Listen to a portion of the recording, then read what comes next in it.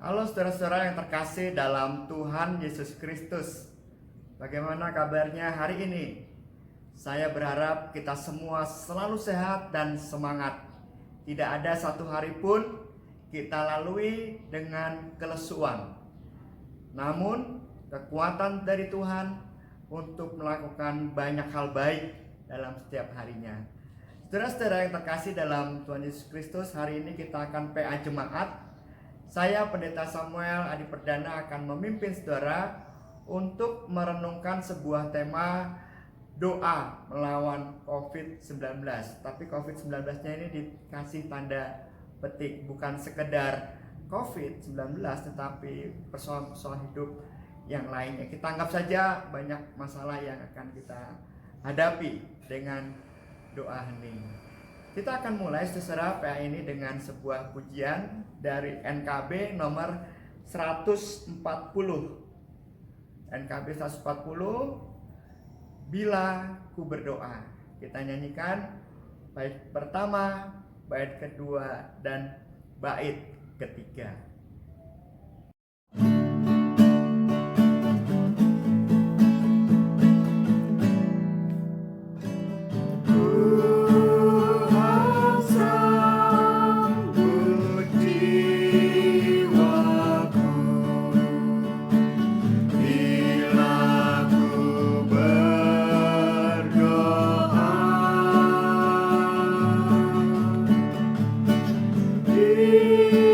Dia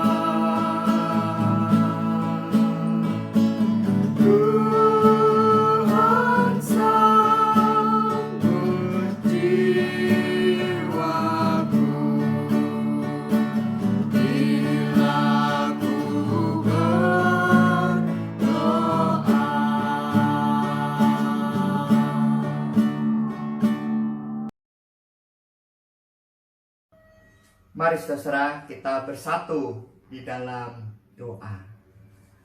Tuhan yang makasih, kami bersyukur untuk hari-hari yang disertai Tuhan. Tuhan memberi perlindungan kepada kami, menjaga kami sedemikian rupa, sehingga kami memperoleh apa yang kami rasakan hari ini. Semangat dan juga kesehatan yang Tuhan anugerahkan, dan juga badan yang mulai dipulihkan dari hal-hal yang mengganggu selama ini. Kami percaya kepadamu. Engkau memberi semangat yang tak kunjung putus, karena Engkau mencintai kami semua. Bimbinglah kami saat ini Tuhan, untuk mendalami firman-Mu. Kami berserah kepadamu. Dari awal sampai akhir, dalam Tuhan Yesus Kristus kami berdoa. Amin. Saudara-saudara yang terkasih dalam Tuhan Yesus Kristus, dengan tema tadi, doa hening melawat COVID-19 yang dijelaskan di awal, mari kita membaca Lukas pasal 11 ayat 1 sampai 13. Injil Lukas pasal 11 ayat 1 sampai 13. Pada satu kali Yesus sedang berdoa di salah satu tempat. Ketika ia berhenti berdoa, berkatalah seorang dari murid-muridnya kepadanya, "Tuhan, ajarlah kami berdoa, sama seperti yang diajarkan Yohanes kepada murid-muridnya." Jawab Yesus kepada mereka, "Apabila kamu berdoa, katakanlah, Bapa, dikuduskanlah namamu, datanglah kerajaanmu. Berilah kami setiap hari makanan kami yang secukupnya, dan ampunilah kami akan dosa kami, sebab kami pun mengampuni setiap orang yang bersalah kepada kami. Dan janganlah membawa kami ke dalam pencobaan." Lalu katanya kepada mereka, "Jika seorang di antara kamu pada tengah malam pergi ke rumah seorang sahabatnya dan berkata kepadanya, 'Saudara, pinjamkanlah kepadaku 3 roti, sebab seorang sahabatku yang sedang berada dalam perjalanan singgah ke rumahku, dan aku tidak mempunyai apa-apa untuk dihidangkan kepadanya.' Masakan ia yang di dalam rumah itu akan menjawab, 'Jangan mengganggu aku. Pintu sudah tertutup dan aku serta anak-anakku sudah tidur. Aku tidak dapat bangun dan memberikannya kepada saudara.' Aku berkata kepadamu, sekalipun ia tidak mau bangun dan memberikannya kepadanya karena orang itu adalah sahabatnya, namun karena sikapnya yang tidak malu itu, ia akan bangun juga dan memberikan kepadanya apa yang diperlukannya. Oleh karena itu, aku berkata kepadamu, mintalah, maka akan diberikan kepadamu. Carilah, maka kamu akan mendapat. Ketoklah, maka pintu akan dibukakan bagimu. Karena setiap orang yang meminta, menerima. Dan setiap orang yang mencari, mendapat. Dan setiap orang yang mengetok, baginya pintu dibukakan. Bapa manakah di antara kamu, jika anaknya minta ikan daripadanya, akan diberikan ular kepada anaknya itu ganti ikan? Atau jika ia minta telur, akan memberikan kepadanya kalajengking? Jadi jika kamu yang jahat tahu memberikan pemberian yang baik kepada anak-anakmu, apalagi Bapamu yang di surga, ia akan memberikan Roh Kudus kepada mereka yang meminta kepadanya. Saudara-saudara yang terkasih dalam Tuhan Yesus Kristus, demikian pembacaan firman Tuhan. Saya mau bertanya di awal pembahasan tentang firman Tuhan ini, Lukas 11 ayat 1 sampai 13 ini. Pernahkah ada di antara kita, saudara, ya, pada umumnya yang pernah bersikap seperti murid-murid berkata kepada Tuhan saat berkaitan dengan doa, Tuhan, ajarlah kami berdoa. Ada di antara kita yang pernah mengucapkan kalimat itu, Tuhan, ajarlah kami berdoa.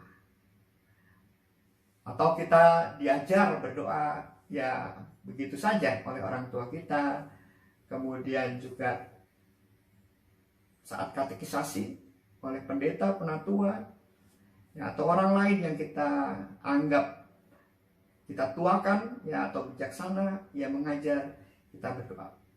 Tentu bisa saja orang-orang itu dipakai Tuhan untuk mengajar kita berdoa. Tetapi pernahkah ada ungkapan dari kita sendiri tentang doa ini? Tuhan, ajarlah kami berdoa. Kalau belum, saudara, mari kita mulai mengungkapkan itu, sekalipun kita sudah sering berdoa kepada Tuhan. Tuhan, ajarlah kami berdoa. Nah, saudara-saudara, pertanyaan awal dalam PA ini berkaitan dengan permintaan murid-murid ajarlah kami berdoa adalah apa itu doa atau berdoa itu.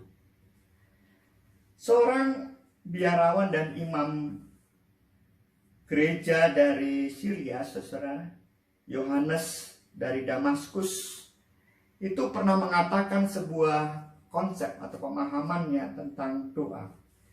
Doa, katanya, adalah pengangkatan jiwa kepada Tuhan atau permohonan kepada Tuhan demi hal-hal yang baik.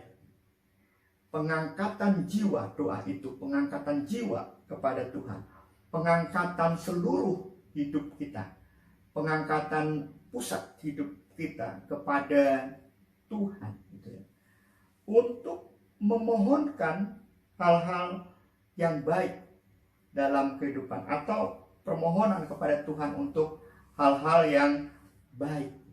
Nah, kata pengangkatan jiwa, kenapa diangkat gitu? Karena bayangannya Tuhan itu ada di surga.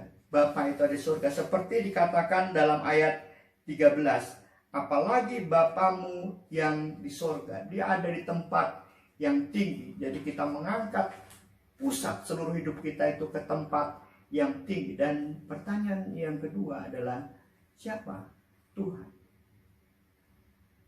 Yang pasti beliau atau Tuhan adalah pencipta, bukan ciptaan seperti kita ini dari daging dan darah, ya, dibuat dari tanah.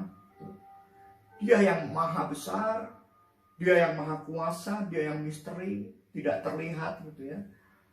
Dan dan sesuatu yang tak tersentuh gitu oleh pikiran kita, bahkan apalagi oleh tubuh jasmani kita. Jadi kita mengangkat jiwa kita kepada sesuatu yang hadikodrati, yang tak nampak namun ada, berkuasa dan maha segalanya. Oleh sebab itu, saudara, berdoa bukanlah perkara yang mudah. Oleh sebab itu tidak salah ketika murid Yesus berkata, Tuhan, ajarlah kami berdoa. Ajarlah kami mengangkat jiwa kami kepada Bapa yang di surga itu. Saudara-saudara yang terkasih dalam Tuhan Kristus, kita lihat sekarang rumusan doanya. Rumusan ini berbeda yang diajarkan Yesus dengan Matius, tetapi pada intinya sama, ya. Di sana di Matius ada Bapa kami yang di surga, tetapi walaupun tidak ada rumusan di sini, ya, kepada Bapa itu yang di surga, seperti di ayat 13 dikatakan Bapamu yang di surga. Nanti juga ada kalimat yang atau kata di ayat yang keempat, yaitu kalau di situ ampunilah kami akan dosa kami, tetapi di Matius itu kesalahan kami. Terus kemudian di akhir di Lukas ini tidak ada kanangkola yang empunya kerajaan dan kuasa dan kemuliaan sampai selama-lamanya. Namun sekalipun ada di Matius itu ditanda kurung, artinya itu memang ditambahkan, artinya rumusan sungguhnya tanpa itu gitu ya. Tetapi pada intinya juga sama. Kita lihat saudara. Apabila kamu berdoa di ayat kedua, katakanlah, Bapa, dikuduskanlah namamu, datanglah kerajaanmu. Arah ke atas, ya, Bapa, kepada yang di atas di surga itu. Berikanlah kami setiap hari makanan kami yang secukupnya. Kepada siapa kita minta makanan itu? Sekali lagi kepada Bapa, ya, diarahkan ke atas. Kemudian ampunlah kami akan dosa kami. Kepada siapa kita minta ampun? Kepada Bapa, diarahkan juga kepada Bapa. Dan kemudian dikatakan, janganlah bawa kami ke dalam pencobaan. Dari siapa itu? Permintaan itu kepada siapa? Kepada Bapa juga yang di surga. Jadi saudara, dari rumusan doa ini, alih-alih Yesus mengajar berdoa, sebetulnya Yesus juga mengajar secara disadari atau tidak kepada murid-muridnya bagaimana murid-muridnya melalui doa, rumusan doa itu, doa Bapa kami itu, murid-murid ini berelasi dengan Bapa yang di surga, yang adikodrati, yang maha kuasa dan maha segalanya itu, berelasi dengan Bapa secara pribadi, ya. Doa itu relasi murid, orang yang percaya secara pribadi. Oleh sebab itu dalam Injil Matius, Tuhan Yesus mengajar kepada murid-muridnya jangan berdoa seperti orang Farisi yang di pinggir-pinggir jalan doanya keras-keras, panjang-panjang supaya didengar orang, lalu dihargai orang, dipuji dan seterusnya. Tetapi Yesus berkata di Matius, kalau kamu berdoa, masuklah ke dalam kamarmu dan kuncilah. Artinya apa? Itu adalah cara kamu menjalin relasi atau hubunganmu secara pribadi dengan Tuhan. Jadi doa itu relasi kita yang kita bangun kepada Tuhan. Namun saudara, di sisi yang lain, kata-kata ini dalam rumusan doa Bapa kami, berilah kami setiap hari makanan kami yang secukupnya. Di mana kita makan makanan yang secukupnya? Di dalam keseharian kita, bukan saudara? Dan makanan itu sesuatu yang kita butuhkan setiap hari, bukan? Dalam kehidupan sehari-hari. Kemudian dikatakan, ampunilah kami akan dosa kami, sebab kami pun mengampuni setiap orang yang bersalah kepada kami. Siapa orang-orang yang kita ampuni juga yang bersalah kepada kami? Bukankah orang-orang itu juga ada dalam kehidupan kita sehari-hari? Artinya, selain membangun relasi pribadi dengan Tuhan, doa itu juga harus dihidupi dalam keseharian. Saat kamu menghadapi kebutuhan-kebutuhan yang kamu inginkan dalam hidupmu, supaya hidupmu itu tidak berkekurangan makanan, ya, yang berkaitan dengan segala sesuatu yang kamu butuhkan dalam kehidupan sehari-hari. Dan yang pasti juga makanan itu berkaitan juga dengan orang-orang di sekeliling kita. Begitu juga dengan mengampuni orang lain. Ya, itu juga dalam kehidupan kita. Jadi secara sadar ataupun tidak sadar, berdoa juga memberikan kepada kita sebuah pemahaman.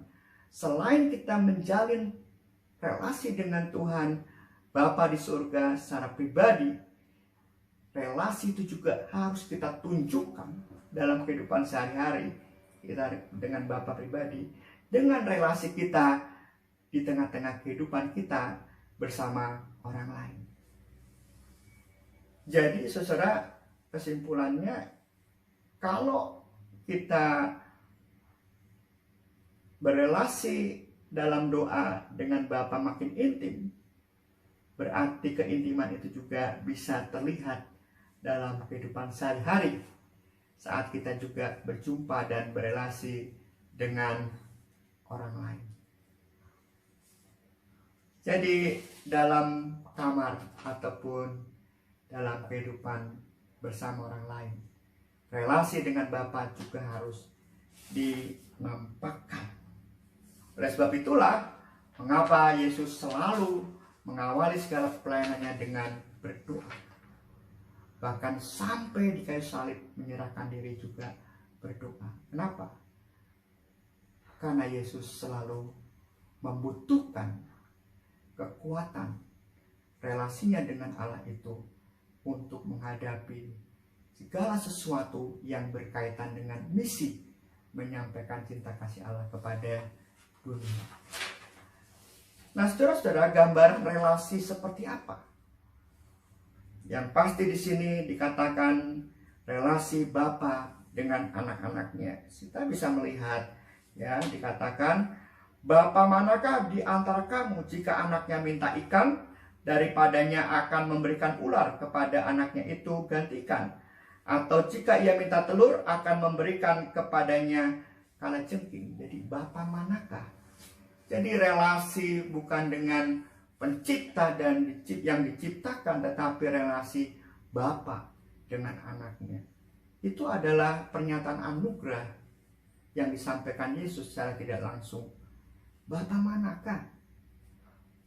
Kalau kamu Bapa ya kepada anaknya, dan kamu yang jahat bisa memberi yang baik kepada anakmu, apalagi Bapamu yang di surga. Secara tidak langsung kita ini dianggap anak-anaknya, pasti akan memberi yang terbaik juga untuk anak-anaknya Bapa di surga. Jadi relasinya adalah relasi Bapa dan anak, bukan relasi pencipta dan ciptaan yang pesannya jauh, ya, agung dan berdosa gitu. Tetapi ini relasi yang dekat sekali, yang intim, Bapa dengan anaknya, dan tidak pernah Bapa memberi yang buruk. Nah, saudara-saudara, lalu kita bicara tentang sikap doa. Tadi sudah disampaikan bahwa doa diarahkan kepada Bapa, ya, diarahkan kepada Bapa. Nah, lalu kita menyadari dong, kita itu di mana posisinya? Bapa itu kan di tempat yang tinggi, di surga, dia tinggi. Nah, kita ada di mana? Nah, kita ada di bawah, ya, di tempat yang rendah. Seperti pemazmur, dalam Mazmur 131 dikatakan, dari jurang yang dalam aku berseru kepadamu, ya Tuhan. Tempat yang rendah, jurang yang dalam juga bisa dikaitkan dengan sikap kerendahan hati. Ya, memang hubungan kita Bapa dan anak, tetapi sikap doa kita kepada Bapa membutuhkan kerendahan hati. Bapa di tempat yang tinggi, kita di tempat yang rendah. Nah, itu sebuah kerendahan hati kita bisa menjalin relasi dengan Bapa. Tanpa kerendahan hati tidak dimungkinkan. Kita memohon, kita berseru, kita bersujud, minta dikasihani. Itu adalah wujud kerendahan hatian kita di hadapan Bapa. Yesus juga menunjukkan hal-hal itu kok, saudara. Yang paling nyata, ya, yang paling bisa kita lihat saat Yesus ada di Taman Getsemani. Ya, berkata kepada Bapanya, ya Bapakku, jika engkau mau, ambillah cawan ini daripadaku. Jika engkau mau, ambillah cawan ini daripadaku. Tetapi bukanlah kehendakku, melainkan kehendakmu yang jadi. Melainkan kehendakmu yang jadi. Ini adalah sikap kerendahan hati Yesus. Bukan kehendakku, tetapi kehendakmu yang jadi. Bapak Gereja Agustinus mengatakan di depan Allah, manusia adalah seorang pengemis. Ya, di depan Allah manusia adalah seorang pengemis. Mengemis apa gitu? Kita mengemis apa? Tidak lain adalah mengemis belas kasihnya. Namun dalam arti ini sebetulnya mengemis itu dalam arti memang kita tidak layak perasaan dalam kita, cara kita merendahkan diri di hadapan Bapa. Sikap persisnya kita bisa meneladani dari doa pemungut cukai. pada cerita Yesus dalam Lukas 18 ayat 13. Ya Allah, kasihanilah aku orang berdosa ini. Itu cara Yesus membandingkan orang Farisi yang sombong dalam berdoa dengan pemungut cukai orang berdosa gitu. Nah, orang berdosa ini, si pemungut cukai ini menyadari dirinya tidak layak di hadapan Allah. Jadi dia bilang, ya Allah, kasihan aku orang berdosa ini. Jadi kerendahan hati itu bisa dalam wujud, ya betul, hati yang sungguh menyembah Allah, sujud, bisa juga diungkapkan jadilah kehendakmu. Nah, atau juga wujud kasihanilah kami atau saya orang berdosa ini, jadilah kehendakmu. Lalu yang ketiga, saudara, apa yang kita harapkan dari doa kita? Tadi kita mengemis kasih, berarti yang kita harapkan adalah kasih Allah. Nah, tadi kita merendahkan diri kita untuk mendapatkan kasih, ya harapannya ya kasih gitu. Ya. Cuma kita seringkali mengartikan kasih itu bermacam-macam, ya berkaitan dengan segala kebutuhan kita, yang minta mobil, yang minta lulus, yang minta sampai tujuan dengan selamat, yang minta supaya tidak ada tes rapid, ya, atau pos penjagaan supaya nggak disuruh balik lagi, dan seterusnya di zaman pandemi ini, ya, supaya jangan kena COVID dan seterusnya begitu. Tetapi sebetulnya kita bisa mengatakan kepada Allah, berilah Tuhan cinta kasih-Mu, itu sudah cukup gitu. Karena yang kita butuhkan adalah kasih Allah. Lalu apa balasan kita kepada Bapa? Karena kita diberi kasihnya, kita cuma bisa juga membalas kepada Tuhan. Bapa, aku mengasihimu. Kalimat ini seperti yang dikatakan oleh Simon Petrus kepada Yesus ketika Yesus bertanya di tepi pantai Danau Tiberias, Simon anak Yohanes, apakah engkau mengasihiku? Petrus menjawab, ya Tuhan, aku mengasihimu. Jadi saudara, apa yang kita harapkan dari doa kita? Ya kasih. Dan dari kasih Allah, kita seperti ditanya kepada Allah, lalu bagaimana kamu kepadaku gitu. Ya kita menjawab, aku mengasihi engkau, ya Bapa, ya Allah. Ya, jadi ini relasi yang timbal balik saling mengasihi dan tercermin dalam kehidupan sehari-hari bersama sesama kita dalam kehidupan sehari-hari. Nah, saudara-saudara yang terkasih dalam Tuhan Yesus Kristus, itulah pembahasan kita tentang doa, ya, dalam masa pandemi ini bagaimana, atau dalam menghadapi semua persoalan hidup itu bagaimana. Yang penting dari pelajaran kita memahami Alkitab saat ini, doa jadikanlah cara kita, saudara, bukan untuk menghindari persoalan, tetapi menjalin relasi dengan Bapa semakin dekat, semakin intim. Dan relasi dengan Bapa itu harus terpengaruh, ya, berpengaruh dalam kehidupan kita. Kita lebih sabar, kita lebih tekun, ya, kita lebih mempersiapkan diri, kita lebih melatih diri kita untuk beradaptasi ketika kita menghadapi new normal nanti, mungkin seperti itu. Ya, kita lebih bisa mengasihi orang, kita bisa lebih berbagi dengan tulus tanpa ada maunya begitu. Itu semakin menunjukkan kualitas doa kita. Jadi kalau kita doa panjang-panjang, doa lama-lama, tapi kualitas kehidupan kita tidak tercermin, keakraban kita dengan Tuhan, artinya cinta kasih Tuhan itu tidak nampak dalam kehidupan kita, maka bisa diragukan doa-doa kita itu. Saudara-saudara yang terkasih dalam Tuhan Yesus Kristus, kita praktekkan doa hening itu. Yang dimaksud hening adalah ada waktu di mana kita berdiam diri, bukan memanjatkan permohonan-permohonan, tetapi merasakan relasi kita dengan Allah. Ya, bisa jadi kita mengingat kata-kata Injil, firman Tuhan, bisa. Tapi bukan ucapan-ucapan atau keinginan kita. Kita menikmati relasi kita dengan Tuhan. Yang pertama, kita mengucapkan, Tuhan, inilah anakmu datang kepadamu dengan kerendahan hati. Yang pertama.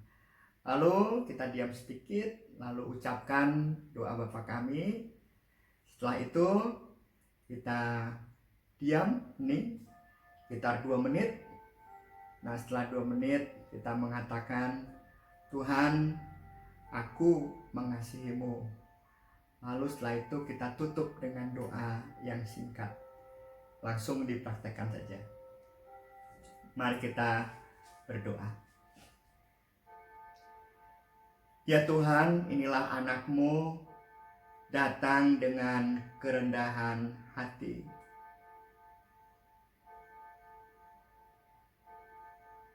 Bapa kami yang di surga, dikuduskanlah namamu, datanglah kerajaanmu di bumi seperti di surga. Berikanlah kami pada hari ini makanan kami yang secukupnya. Ampunilah kami akan kesalahan kami, seperti kami mengampuni orang yang bersalah kepada kami. Janganlah bawa kami ke dalam pencobaan, tetapi lepaskanlah kami dari yang jahat. Karena Engkaulah yang mempunyai kerajaan dan kuasa dan kemuliaan sampai selama-lamanya.